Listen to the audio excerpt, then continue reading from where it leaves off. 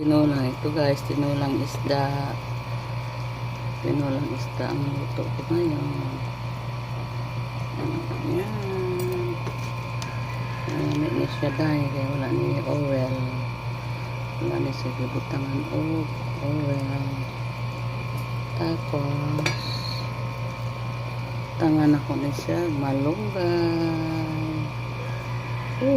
Damo gid malunggay. Kaya ang malunggay, lami ni siya sa sabaw.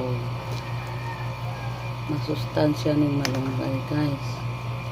Kaya yan, malunggay ang ilagay natin. Sarap ang malunggay, masustansya yan. Kaya kayo, pagsabaw mo malunggay guys, kaya healthy kayo ni siya.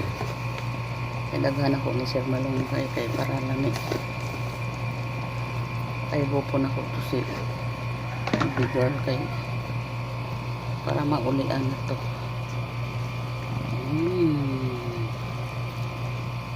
Ito na ni dali na tayo guys, naluto na akong tinola. Ayan, ito na siya guys, pwede na katunon. With okra na siya guys. Yummy.